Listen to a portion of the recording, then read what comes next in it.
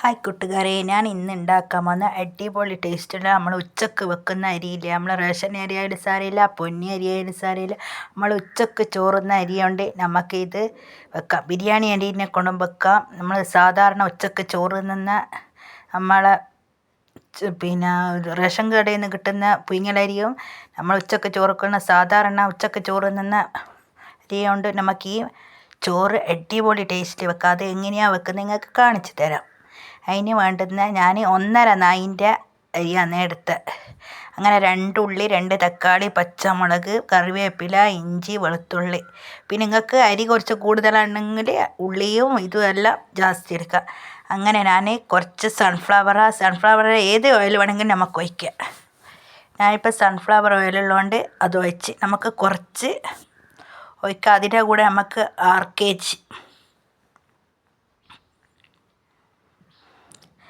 അങ്ങനെ നമ്മൾ sunflower oil ഒഴിച്ച് 6 kg നമ്മൾ 2 ടീസ്പൂണ് ഒഴിച്ച് വീഡിയോ കാണുന്നവരെല്ലാവരും ഒന്ന് ലൈക്ക് ചെയ്തിട്ട് വീഡിയോ കാണണേ.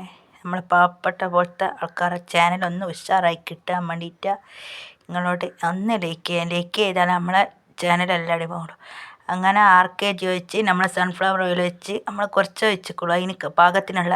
അങ്ങനെ ഇഞ്ചി, വെളുത്തുള്ളി, പച്ചമുളക് എന്നിവ നല്ലോണം വാട്ടിയതിന് ശേഷം നമ്മൾ 2 ഉള്ളി നേർങ്ങനെ മുറിച്ചിട്ട് അതിട്ട്, പിന്നെ ഇഞ്ചി വെളുത്തുള്ളിയും ഇത് വേണമെങ്കിൽ നമുക്ക് ചതുക്കിയിട്ട് ഇടാം.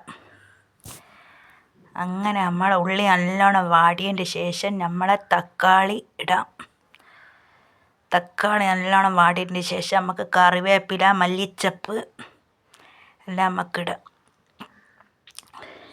അങ്ങനെ മജ്മൂസ് പൊടിയും മാഗിൻ്റെ ഇതും കൊണ്ട് നമ്മളിടുന്നത്. നമ്മൾ 1.5 നായിൻ്റെ അളവിലാണ് എടുക്കുന്നത്. അതിന് കണക്കായ വെള്ളമാണ് ഒഴിക്കേണ്ടത്. നമുക്ക് വെള്ളത്തിൻ്റെ താവിൽ നമുക്ക് അരി വേണ്ടത്, അതിനുള്ള പാകത്തിലുള്ള ഇത്. അങ്ങനെ മജ്മൂസ് പൊടിയും മാഗി ക്യൂബും മജ്മൂസ് മസാലപ്പൊടി കടയിൽ ചോദിച്ചാൽ കിട്ടും.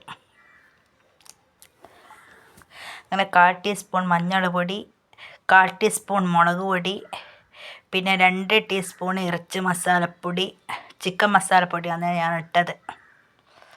പിന്നെ 1/4 ടീസ്പൂൺ ഗരം മസാലപ്പൊടി, പിന്നെ 1/2 ടീസ്പൂൺ മല്ലിപ്പൊടി, പിന്നെ കുറച്ച് കുരുമുളക് പൊടി 1/4 ടീസ്പൂണ്.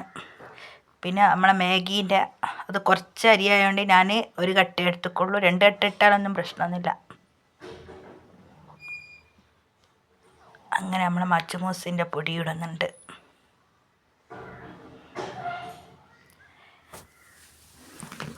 മജ്മൂസിൻ്റെ പൊടി 2 സ്പൂണ്, പിന്നെ പാകത്തിനുള്ള ഉപ്പ്, പിന്നെ വെള്ളം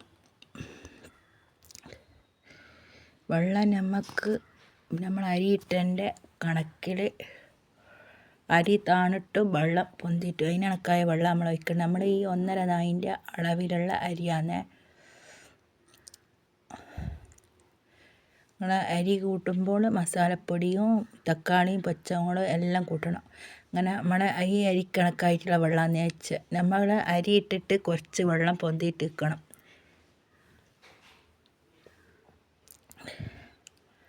അങ്ങനെ നമ്മൾ അരിയെല്ലാം ഇട്ട് നല്ലോണം ഇളക്കി യോജിപ്പിച്ചതിന് ശേഷം നമ്മൾ മൂടി പൂട്ടി വെക്കുന്നു. അങ്ങനെ 4 വിസിൽ വരുന്നവരെ നമുക്ക് വേവിച്ചിട്ട് എടുക്കാം. 4 വിസിൽ വന്നു കഴിഞ്ഞാൽ വിസിലിൻ്റെ ഇതെല്ലാം പോക്കിയതിന് ശേഷം നമുക്ക് ചോറ് റെഡിയായി കിട്ടും. അങ്ങനെ നമ്മളെ 4 വിസിൽ വന്നതിന് ശേഷം ആവിയെല്ലാം പോക്കിയതിന് ശേഷം നമ്മളെ അടിപൊളി ടേസ്റ്റുള്ള മസാലച്ചോറ് റെഡിയായി വന്ന് എല്ലാവരും വീട്ടിൽ ഉണ്ടാക്കിയിട്ട് നോക്കണം. ഇത് പറയുന്ന പോലെ അടിപൊളി ടേസ്റ്റായി ചോറിന്.